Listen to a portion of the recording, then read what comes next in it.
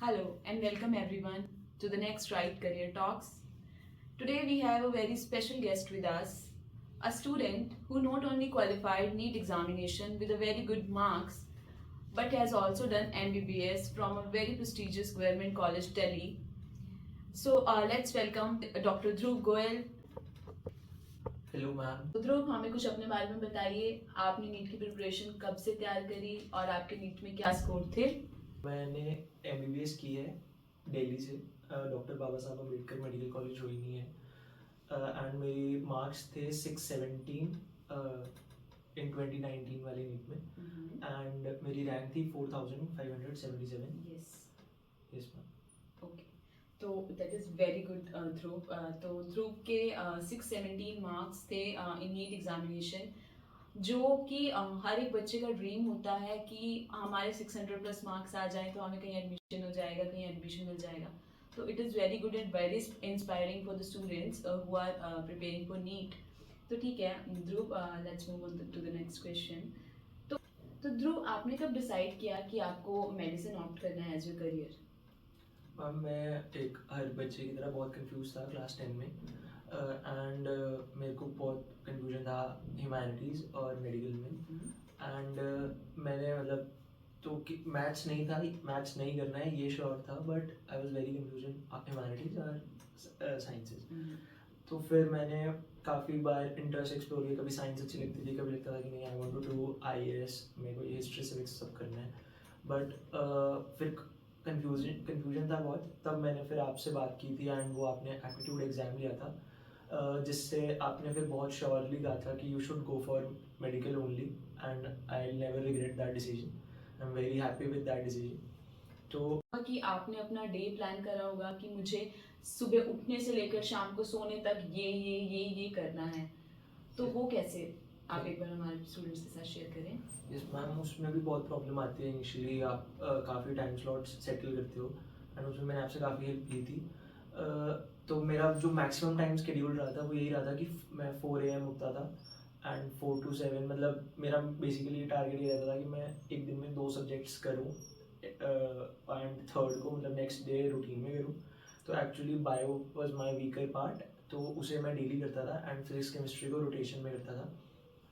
And 4 to 7 एक slot रखता था और उसके बाद 9 to 12 के अराउंड एक स्लॉट रहता था एंड 3 to 8 मेरी क्लास होती थी। 8 to 10 रात में रिलैक्स किया एंड 10 o'clock के अराउंड में सो जाता था। एक और चीज़ थी कि मैं डेली क्वेश्चंस का बहुत फिक्स रूटीन रखता था कि क्वेश्चंस डेली करने ही करने हैं। सो बेसिकली उसके बाद ही मैंने फिर एग्ज़ाम दिया, उसके बाद कोचिंग ऑप्ट की एंड तब मैंने मेडिकल स्ट्रीम फिर फाइनलाइज की थी। तो the aptitude exam Dhruv is talking about is basically psychometric examination, जो कि हम कंडक्ट कराते हैं for classes 8, 9th and 10th, जहाँ पर बच्चों की इंटरेस्ट के साथ साथ उनके एप्टीट्यूड के अकॉर्डिंग एक साइंटिफिक रिजल्ट मिलता है, उनकी एक असेसमेंट मिलती है, जहाँ पर हम बच्चों को बताते हैं कि आपकी इस एग्ज़ाम के अकॉर्डिंग आपके लिए कौन सी स्ट्रीम बेटर रहेगी, आपको कौन सी स्ट्रीम ऑप्ट करनी चाहिए और आपके लिए कौन सा करियर ऑप्शन सबसे बेस्ट रहेगा। तो ये एग्जामिनेशन ध्रुव ने भी दिया था इन हिज क्लास 10th। तो ध्रुव को उस एग्ज़ाम के थ्रू ये पता चला कि आपको नीट के एग्ज़ाम के लिए प्रिपेयर करना चाहिए और नीट के एग्ज़ाम के लिए जाना चाहिए, एमबीबीएस ऑप्ट करना चाहिए। तो वहाँ से ध्रुव वॉज वेरी कॉन्फिडेंट कि हाँ मुझे ये करना है और इन्होंने करके। ध्रुव, जब आप नीट की प्रिपरेशन कर रहे थे तो कंसिस्टेंसी इज़ द की एज पर ध्रुव। तो ध्रुव, जब आप नीट के लिए प्रिपरेशन कर रहे थे तो बहुत सारे चैलेंजेस आपको आए होंगे और आपने उनको ओवरकम भी किया और ये एग्ज़ाम और ये रिज़ल्ट आप लेकर आए। तो ध्रुव, आप प्लीज़ शेयर करें कि कौन से चैलेंजेस आपने फेस करे, उन्हें ओवरकम कैसे किया? इसमें हम चैलेंजेस बहुत सारे आते हैं, बहुत हर स्टेप पे आते हैं। सबसे बड़ा चैलेंज तो एक जो टेस्ट होते हैं रूटीनली फोर्टनाइटली टेस्ट होते थे मेरी कोचिंग में। तो हम उसमें यही रहता था कि जब वो टेस्ट ख़राब होते हैं, आप प्रिपेयर करते हो फॉर 14 days एंड वो टेस्ट ख़राब हो जाते हैं, तो उसमें बेसिकली आपको बहुत डिसहार्टन हो जाता है एंड यू फील बैड कि मैं परफॉर्म नहीं कर पाया एंड होपलेस हो जाते हो आप कि नहीं मेरा हो भी पाएगा, पता नहीं। देन तब मैं आपसे भी बहुत बार कंसल्ट करता था कि मैम ऐसा हो रहा है वैसा हो रहा है, तो उसकी स्ट्रैटेजीज थी, आपने काफ़ी हेल्प किया तब भी कि ऐसे नहीं ऐसे करना है ऐसे। एंड बट ये था कि ग्रेजुअली इम्प्रूव किया। तो चीज़ें सही रही, दैट हेल्प्स अ लॉट। तो ये चीज़ है। तो ध्रुव, आपने इतने सारे चैलेंजेस फेस करे और लाइफ में आपने इतना स्ट्रगल किया एमबीबीएस नीट को क्लियर करने के लिए, तो उसको क्लियर करने के बाद जब आपने एमबीबीएस में एडमिशन लिया, तब आपको क्या चेंजेस लगे?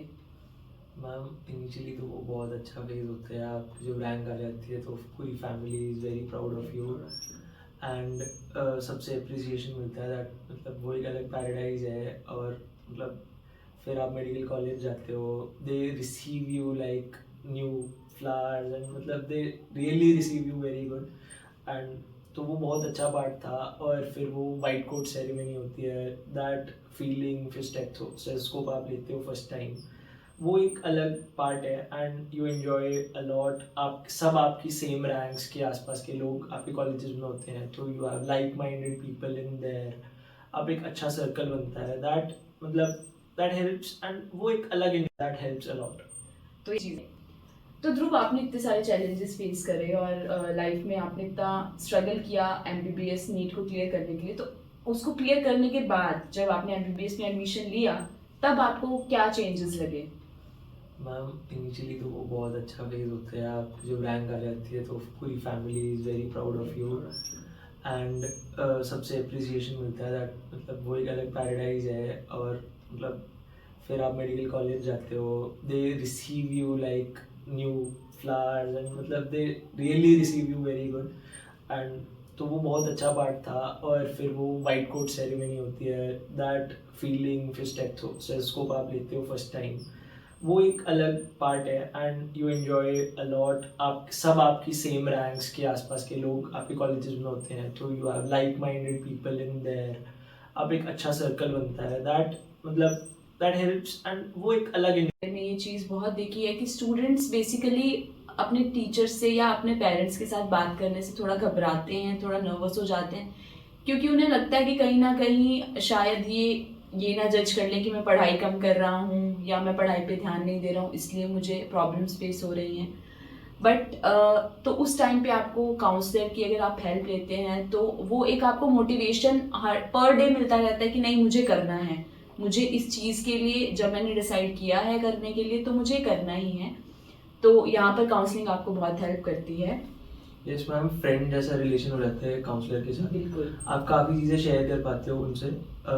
आपको फियर ऑफ जजमेंट रहता ही है टीचर्स के केस में भी, कि वो आपको जज करेंगे कि आप डम हो या you are not performing that good, तो ये सब डर रहते हैं।